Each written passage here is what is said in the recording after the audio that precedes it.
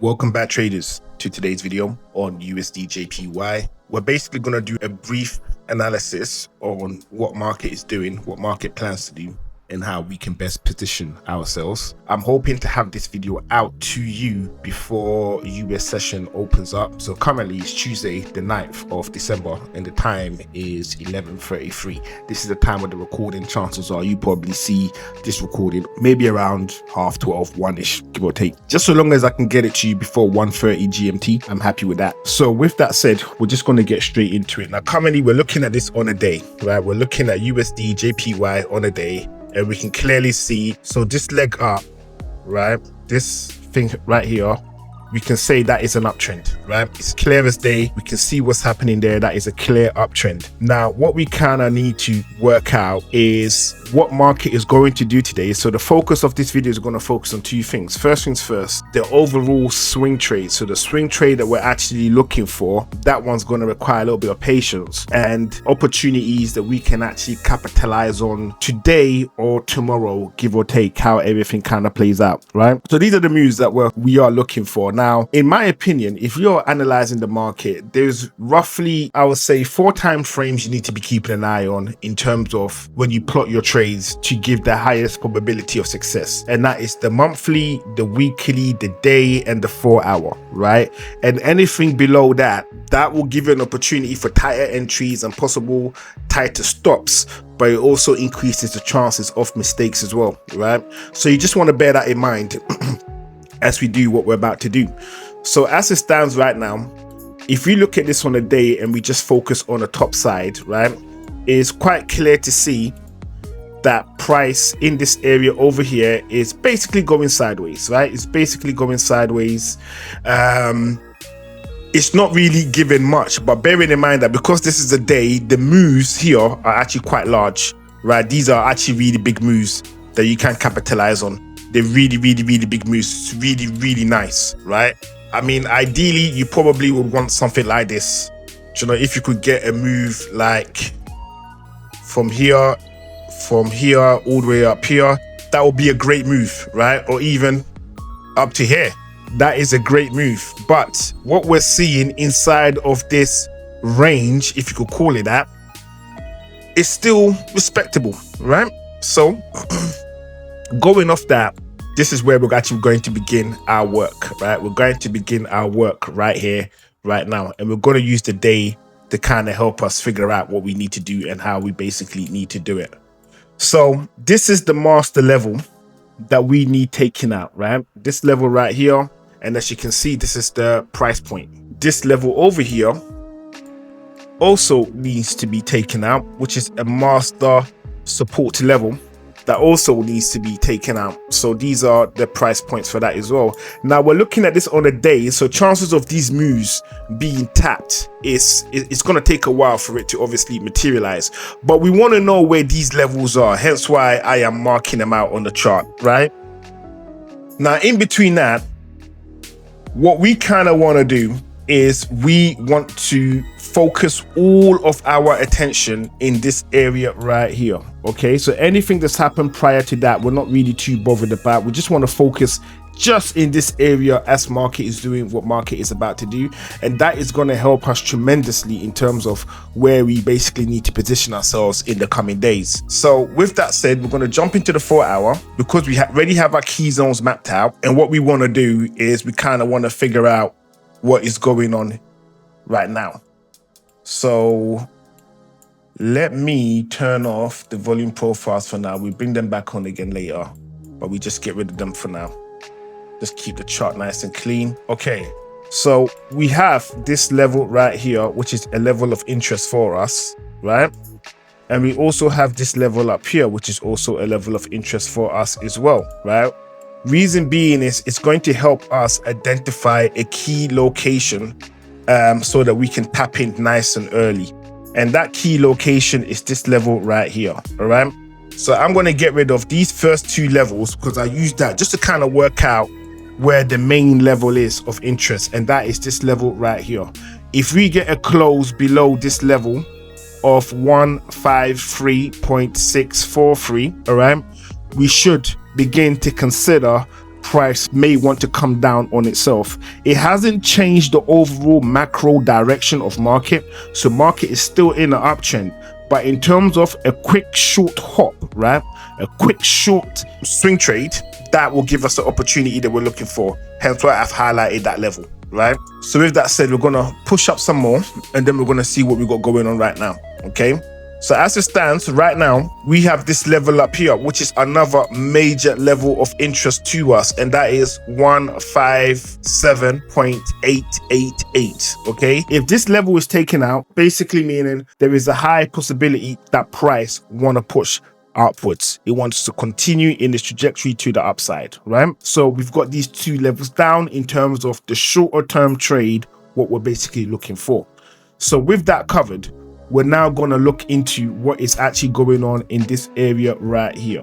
Okay, so in this area, some of the rules that I follow, I will probably break them in this analysis that I'm about to show you. Okay, and I'm working off the assumption that you guys are on point enough to understand that whatever we do in this area is highly speculative. Okay, right? There is a huge possibility that it might not work out in the way that I'm about to describe it, right? So this is, we just want to get into the market now. This is basically what I'm doing. So I'm like, look, US session is about to open in a couple of minutes, right?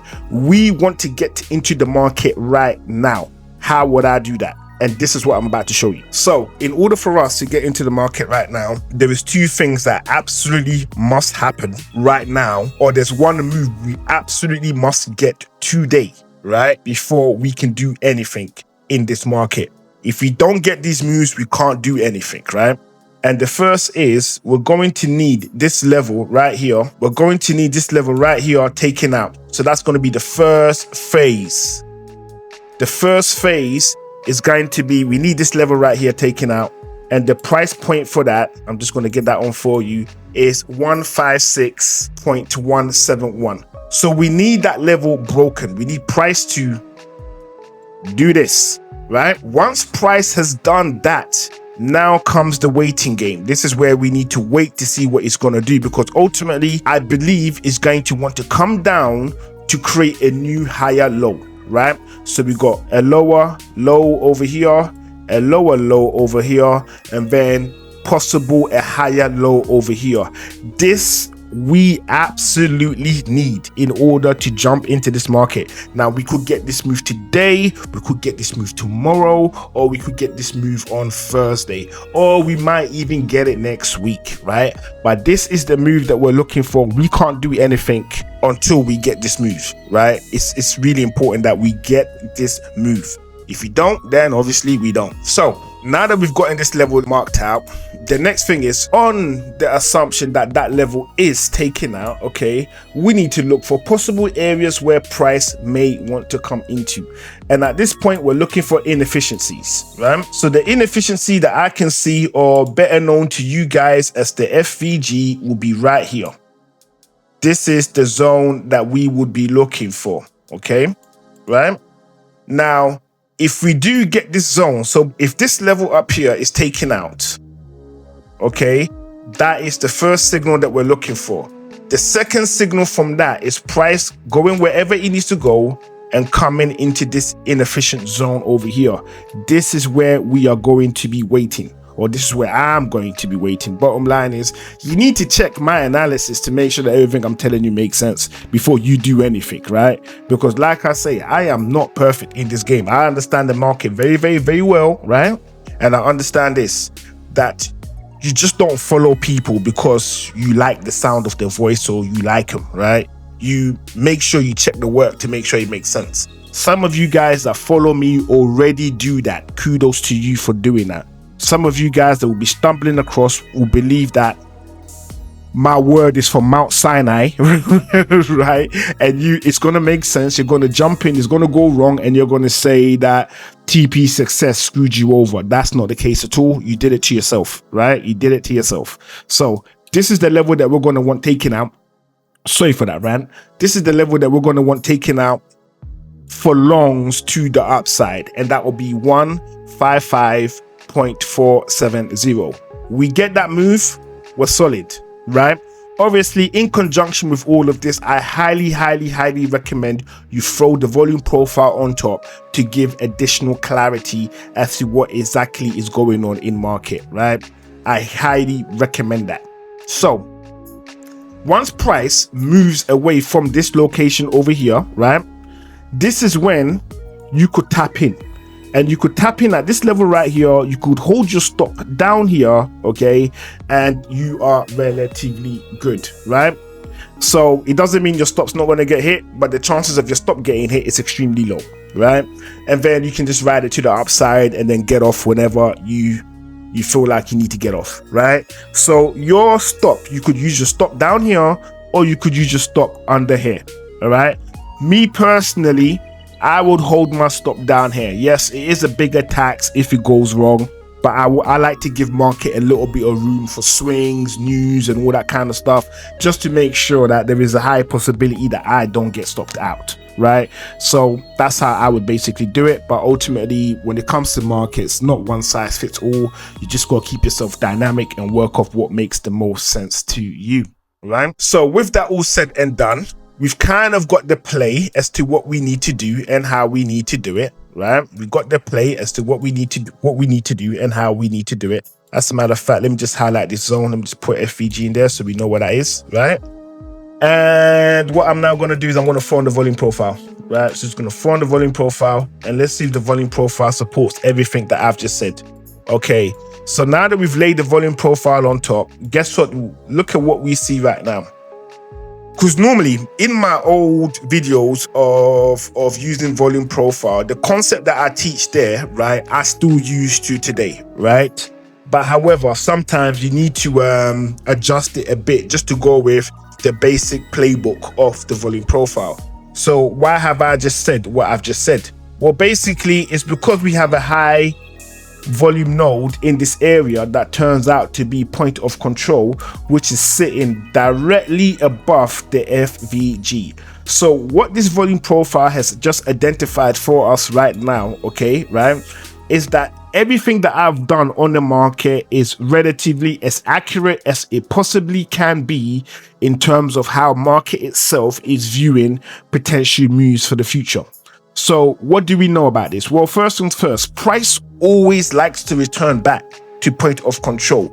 We have a case right here, which is the FVG zone, as to why when price breaks above, why it would want to come back to the zone. It's because we have point of control right here, right? So we've now made a case for it. So we can effectively wait for price to knock out 156.171, only to return down into the FVG zone, wait for it to close above 155.470, then we ride it to the upside, right? We've actually created the case for that. Hence why I said after you've done the analysis and every you throw volume profile on top to make sure if everything is making sense, and if it is, great, right? You're ready to move forward. And what this does is that, believe it or not, this is how you handle trading psychology. You handle trading psychology with competence, meaning you know what it is that you're doing. Because if you know what it is that you're doing, you don't FOMO into situations, right? Now, this is a journey that we all have to go through, right? Whether you're a new trader, an experienced trader, an intermediate trader, you have to go through the battle with yourself. Once you've got a handle on the battle with yourself, then all this stuff becomes relatively easy, right? It becomes relatively easy. Obviously, we all know it ain't easy, but it becomes easy because you've mastered technically the final stage, which is yourself. And that is the hardest thing to master, right? So even though, right, and just to prove a point, even though I have basically given you the answer as to what we are looking for in the next couple of days, I promise you people are still going to screw this up. I promise you, without a shadow of a doubt, they're going to screw it up. Then they're going to blame somebody for it, right? So I've done the best I can do in order to tell you, or share with you, not tell you, sorry, share with you what I think USDJPY is going to be doing in the next couple days. I've put in the guidelines as to what is actually happening, right? So in the macro, I've shown you what's going on there. We're looking at this on the mini time frame, which is the 4-hour, and we're looking at decisions there. But remember, if you're going in with substantial amount of size in this move that you're about to do right now, if you do it, right, bearing in mind, double check everything before you do it. Make sure that you are aware of the overall macro direction of market, right? Because data release can fly all the way down through the FVG, knock out the lows, just go all the way down, right? Or it can go all the way up. So long as you're aware of that before you tap in, everything should be fine. So with that said and done, I'm going to end the video here, right? If you find the content useful, make sure you hit that subscribe button, turn on the notification, and drop us a like, and I will see you all on the next one.